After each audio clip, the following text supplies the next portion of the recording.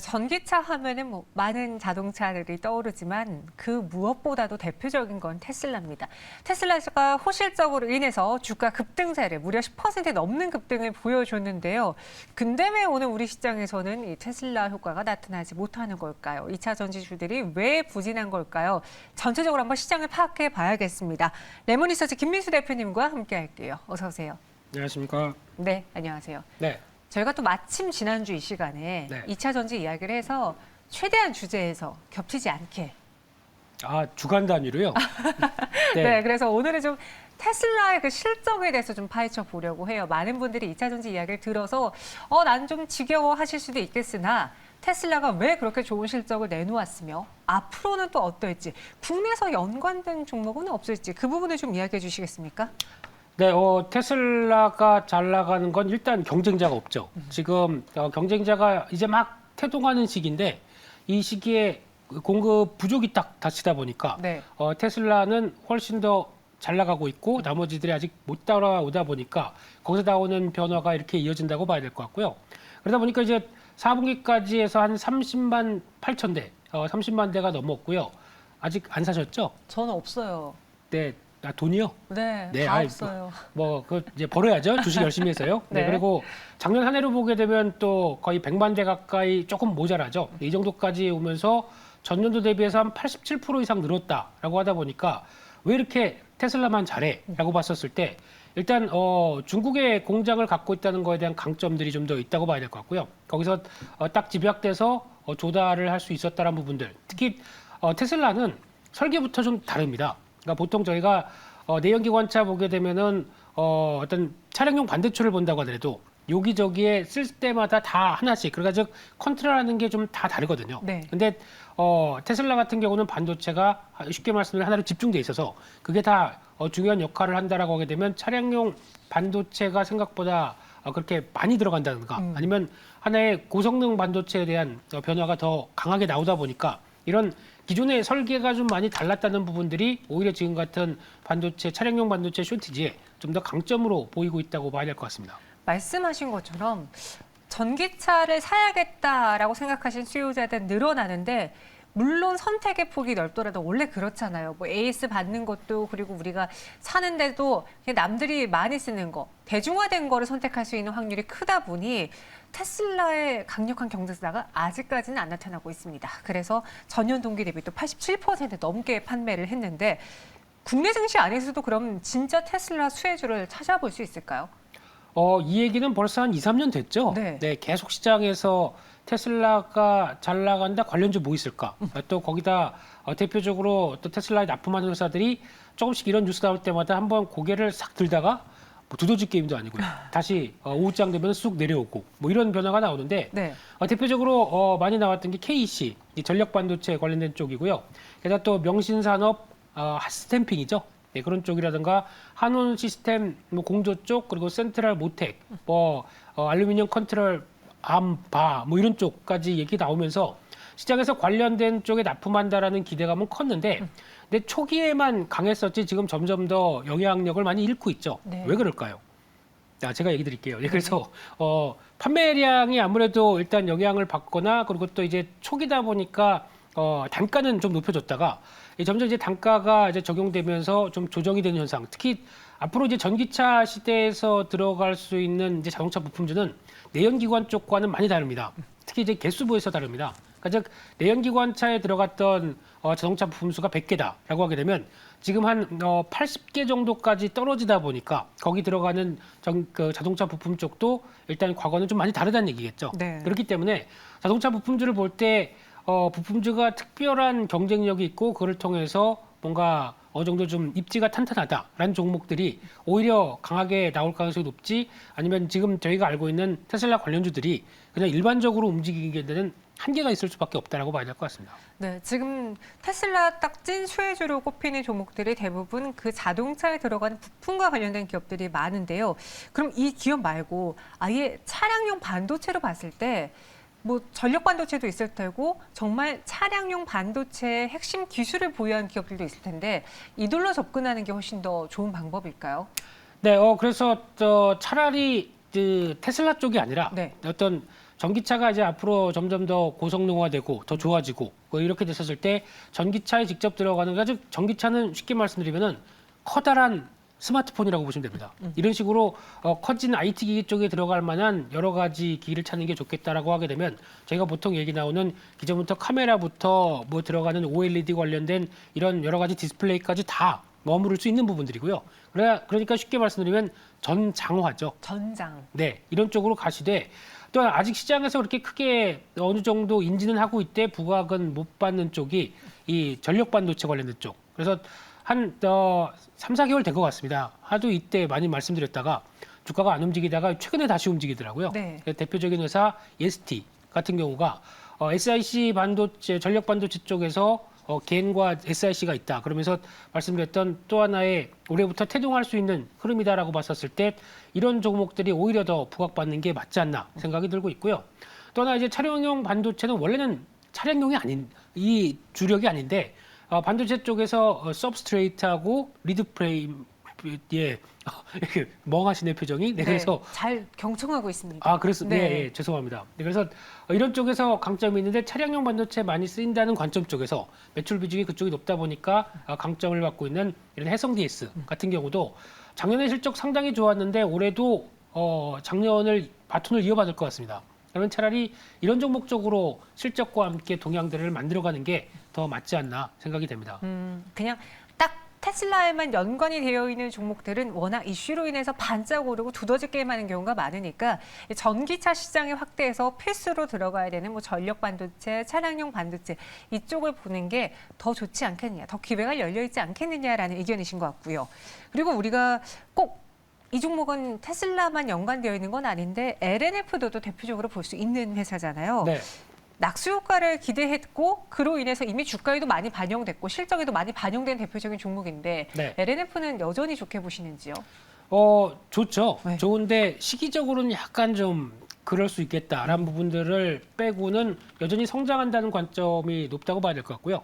쉽게 말씀드리면 양극재입니다. 양극재인데 최종 엔드 유저가 테슬라다라는 관점들인데 한 1, 2년 전에는 LG화학으로 한 60% 들어가고 나머지가 삼성 SDI, SK 배터리는 요만큼 들어갔었는데 지금 LG화학 그러니까 LG 에너지 솔루션과 삼성 SDI로 한 2023년도쯤 가게 되면은 한 50% 비중 SK 온이라고 하는 배터리 쪽으로 나머지가 들어갈 만큼 SK 배터리 쪽으로 들어가는 매출 비중이 상당히 늘어날 걸로 보입니다. 그만큼 공격적이라는 얘기겠죠. 그러다 보니까 이와 관련된 부분들이 뭐 테슬라 쪽으로 들어간다라고 하는 게 또 안 먹힐 수가 있죠. 그렇기 때문에 정확한 한 1, 2년 뒤면은 좀 바뀔 수 있겠다라고 바라보는데 많이 비교하는 게 에코프로 BM과 LNF를 비교를 합니다. 네. 근데 지금은 아직 캐파 차이가 좀 난다고 하더라도 한 2023년이면은 내년이네요. 네. 네. 얼마 안 남았네요. 네. 네.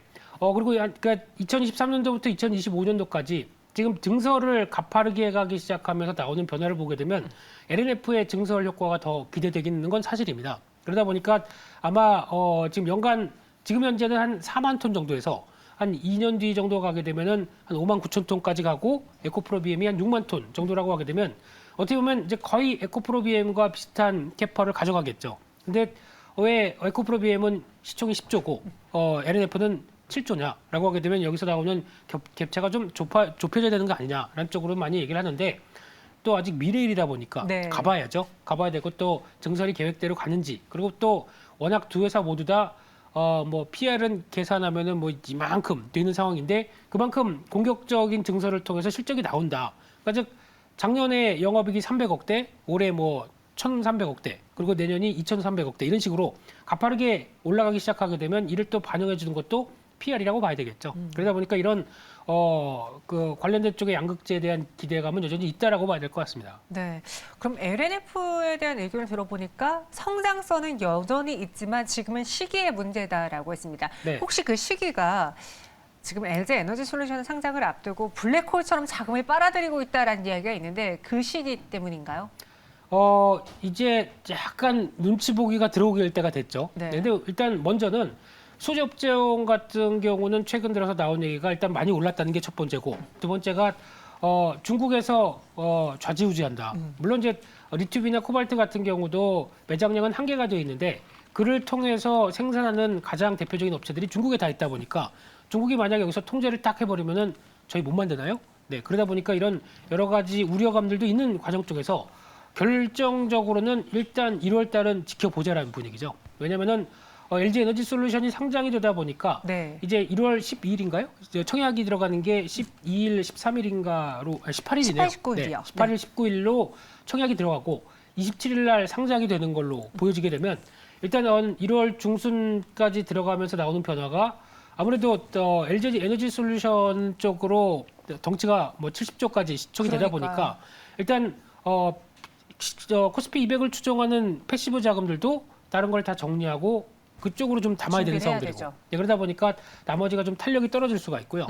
또 같은 2차 전지 ETF 안에서도 가장 핵심이 들어오는데 나머지 종목들이 정리가 되고 그 종목을 사야 되다 보니까 오히려 지금같이 기존에 있던 ETF 쪽에 상위에 있던 종목들이 물량이 줄어드는 좀 매도가 나오는 현상들이 아마 1월 달 IPO가 LG 에너지 솔루션 될 때까지는 나올 수밖에 없는 게 아니냐라고 하게 되면 타이밍은 조금 좀 기다려야 되지 않나 싶습니다.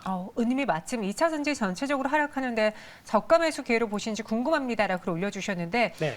지금 기회일 수 있으나 조금 더 빠질 수 있기 때문에 기다려봤다가 그때 타이밍을 잡는 게 좋겠다라는 네. 의견이시죠. 1월 달은 기다려 보셨으면 좋겠습니다. 1월 달은 기다려보자. 그리고 또 한 분이 이런 글 올려주셨어요. 시장은 항상 새로운 주식을 원한다는데 테슬라가 올해도 시장을 주도할까요?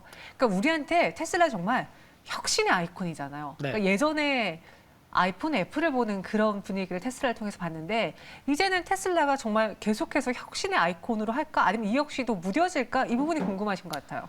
그러면 테슬라를 대체할 만한 뭐 뛰어난 그래서 자꾸 이제 시장에서는 전기차 쪽에서도 뭐 리비안이나 루시드 에어나 이런 쪽을 자꾸 봤었는데 네. 근데 중요한 거는 속도가 안 납니다. 하루에 한 대만 드는데 어떻게 테슬라를 쫓아가겠습니까? 네. 뭐 이렇게 되면 뭐 90년 걸리나요? 90 상당히 오래 걸릴 수밖에 없겠죠. 그러다 보니까 이 정도 속도만 나오게 되면 테슬라에 대한 대체 쪽으로 움직일 수 있겠는데 아직은 그럴 만한 상황이 아니다라는 쪽으로 포인트를 맞추게 되면 차라리 현대기아차가 해줬으면 얼마나 좋을까. 일단 기대는 있는데 네. 좀 속도 좀 내줘야 되겠죠. 네. 알겠습니다. 테슬라가 혁신의 아이콘을 잃기 위해서는 무언가 다른 혁신이 나와야 될 텐데 아직 우리는 그 신호를 보지 못했기에 당분간 테슬라가 이 시장을 주도하지 않을까라는 의견도 있고요. 현대기아차가 따라와줬으면 좋겠다. 네. 라고도 해주셨습니다. 그럼 오늘 테슬라 실적과 관련해서 저희가 다양한 이슈들을 다뤄봤는데 그 안에서 눈여겨볼 만한 또 종목이 있다면 우리 레몬 김민수 대표님은 어떤 종목을 보시겠습니까? 네, 새로운 종목입니다. 새로운 거 참신한 좋아요. 종목. 네. 테슬라 관련 쪽에는 별로 관심이 없고요. 네. 차라리 그냥 현대기아차도 잘 만들겠지. 그러면은 EGMP라고 하는 이 플랫폼 기반으로 들어가는 쪽에 열일하고 있는 회사가 하나 있습니다. NVH 코리아라는 회사가 있는데 이 회사 같은 경우 일단 쉽게 말씀드리면은 EGMP 들어가는 배터리 시스템 팩을 다 딱 꾸려서 현대모비스에 납품합니다. 그러다 보니까 약간 단가나 어떤 수요는 다 정해져 있죠. 네. 그런 상황 쪽에서 이어졌을 때 나오는 변화를 보게 되면 작년부터 분기 변화가 나오기 시작을 실적 흐름들이 나오기 시작하고 이렇게 됐었을 때 기대감은 상당히 올해도 높아질 수 있겠다라고 보여지고 있고요. 게다가 또 하나 원방테크라는 회사를 하나 인수했습니다. 오. 네, 아세요? 알죠, 원망테크. 예, 네. 상장사죠. 네. 네, 인수를 해서 이 회사가 잘하는 게 클린룸, 드라이룸이 뭔지 아십니까? 네. 드라이 클리닝 하는 방은 아니고요. 네, 2차 전지 쪽에 들어간 이제 공정이 들어갈 때 네. 거기서 쓸 수 있는 드라이룸 같은 경우도 강점이 있는 회사인데 그러다 보니까 연결 실적적으로는 꾸준히 좋아질 수 있겠다라는 관점 쪽에서 눈여겨보고 있는 회사입니다. 네, 그래서 MVH 코리아를 이야기해 주셨습니다. 가격 전략으로는 목표 주가 4,800원을 제시하셨네요. 네, 일단은 박스권 상단보다 보니까 네. 최근에 약간 좀 자동차 부품주가 좀 재미가 없는데 거기서 나오고 있는 상단부 가격하게 되면 그 정도로 일단 보여지고 있는데 벗어나야 좀 탄력적으로 가겠죠. 그래서 아마 4분기 실적하고 올해 전망치 흐름들이 조금 더 확인되게 되면 아마 최근 올해 횡보했던 만큼 어떤 전장 부품 쪽에서의 또 하나의 종목적으로 부각받지 않을까라는 쪽에서 눈여겨봐야 될 것 같고요. 손절가는 4,100원으로 말씀드리겠습니다. 알겠습니다. MVH 코리아로 이야기해 볼게요. 테슬라 이야기를 했지만 테슬라 정말 관련된 종목보다는 일을 현대기아도 잘할 거다. 그래서 EGMP 배터리 관련된 종목으로 발굴을 해 오셨습니다. 여러분 참고해 보시기 바라겠고요. 이슈의 재구성은 여기까지입니다. 고맙습니다. 감사합니다.